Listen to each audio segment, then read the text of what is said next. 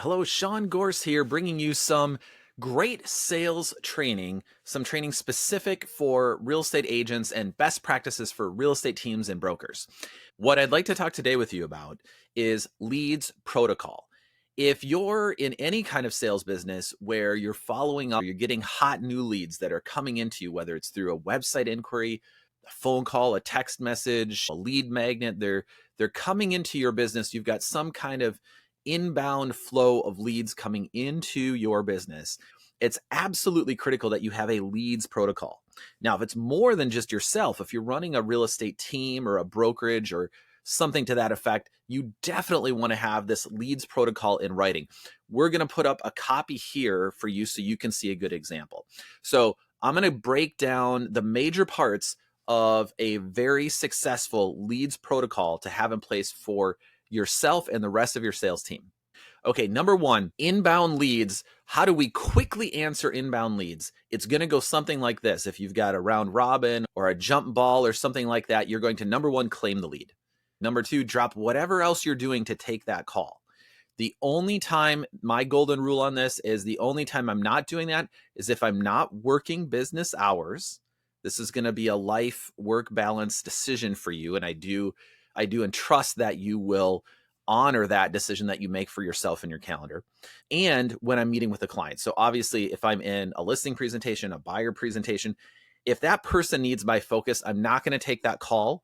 You're going to want to have a backup, ideally another live person, less ideally something else. But you're going to want to take that call or call them back as soon as you can. Number three, use the scripts provided when you call them.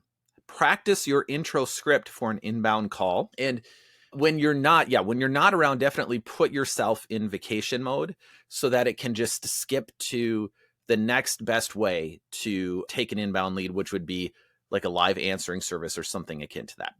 Ingredient number two of a great leads protocol is have a follow-up schedule, because a lot of the leads, maybe they come through a website inquiry or they filled out their information. Now you're reaching back out to them. It's on their request, whether they said to call them back or they just had a question.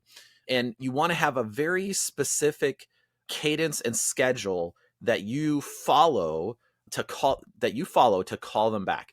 Day one, we typically suggest call them. If you reach them live, great. If you don't, leave a voicemail. And you're going to reference why you're calling and the information that you have that's going to solve the problem that they were looking to solve. It could be what's the price of property, details about a property. It could be specific details about you, questions that they have, anything like that. Number two, send a text message, right? Because we know if they didn't answer the phone live, it might be because they didn't recognize your number. People are generally in one of two camps. Either they were expecting some kind of call or they're at least curious, especially if they can tell that you're, for example, somewhat in the same area code. Or number two, they might be more likely to respond to a text. And then we have a step number three in here. If you'd like, if you know that they're browsing for homes, send them a link to your mobile app. If it's even that specific property, send them the specific property link to your mobile app if you have a mobile app for real estate. Okay. If you still don't reach them, day number two, call, reach live, or leave a voicemail. And we're putting this up on the screen for you. You might do day four. So give a day break in there. Call, reach live, leave a voicemail, day seven.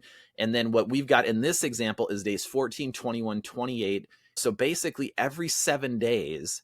And we really want to get to in that realm of 7 to 12 touches before we would maybe put them on a longer nurture sequence. Also, make sure you're trying different times of the day, different days of the week, and different phone numbers. Third ingredient in leads protocol is when you do get them on the phone, determine their timing and their motivation. So we have what's called a universal lead script to find out about timing and motivation. You want to have most definitely practice these scripts ahead of time.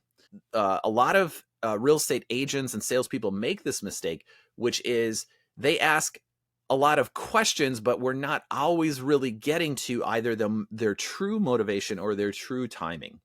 We sometimes call this 3 layers deep. You want to first ask them, hey, just curious, are you looking to move in the area or out of the area? Do you also have a home to sell? Or are you just looking to buy? All those kinds of questions are going to open up the conversation to find out more about their motivation. Ingredient number 4 in your leads protocol is have a CRM database. And the best database is the one that you're going to consistently use every day while you're following up with leads. We want to have the basics we want to have in the CRM database, the status of the lead, any kind of search alert to get notified about new homes for sale or homes that match their criteria or homes that are similar to their home. We want to have some kind of campaign, follow-up campaign with some automated emails and text messages that you want to put some thought into, but can go out, drip out over a period of 6 months, 6 to 12 months.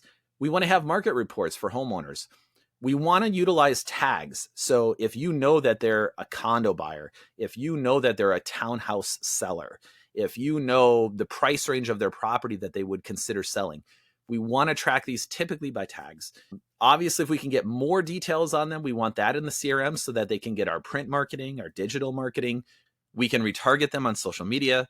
We can have internet banner display ads that follow them around. And then notes around their timing and motivation. When you speak with them, we want to save the details, the significant details, especially about their timing and their motivation.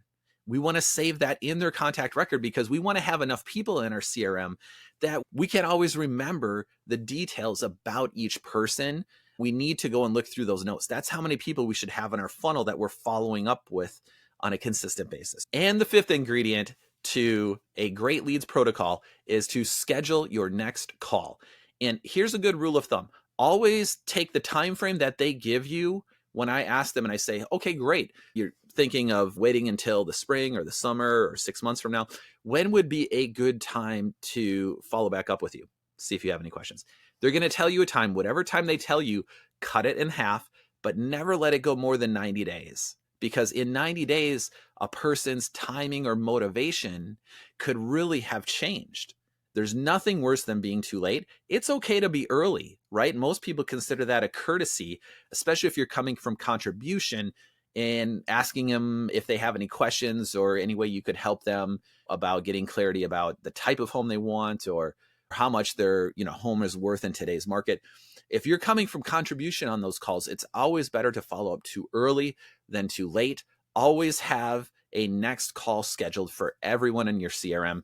This is what leads to a great leads protocol. I trust it's helpful for you. And if this has been helpful for you, please like, subscribe, follow, leave a comment. Let me know if you have any questions and look forward to seeing you in a future video.